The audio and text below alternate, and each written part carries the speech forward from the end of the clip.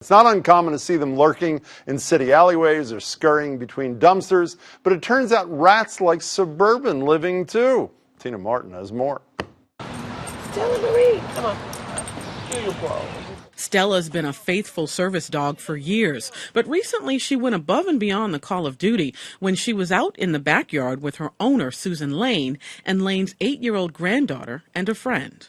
All of a sudden, a huge rat ran out across the middle of the yard and was heading towards the kids. Stella grabbed it. Stella tussled with the rat and won, but was badly bitten in the process. She was injured in the nose, the cheek, and the chin, and we had to rush her to the emergency vet.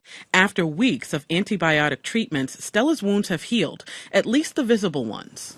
Since then, my service dog has not been a service dog. She's afraid to go outside. Lane, who has lived in this Natick home for 25 years, says she never saw a rat until a few months ago. She spent $2,000 on exterminators, but believes it's a problem across town. I'm a quadruple amputee. I did not make it 5 years to be taken out by some rat disease. The Natick Public Health Department did not respond to our request for an interview, but Natick isn't the only suburban town dealing with rats. I'd say we've seen a steady increase over the past 5 years or so. Kylie Sullivan with Arlington's Department of Public Health says the rats appear in parks, near dumpsters, and around trash barrels. The city has an online education campaign to help residents deal with the uptick in rat sightings. I think in part it has to do with urbanization, and so we're seeing, communities are more densely populated, and as a result, we have increased waste that we're producing in food sources, and so it makes it easy for rats to survive.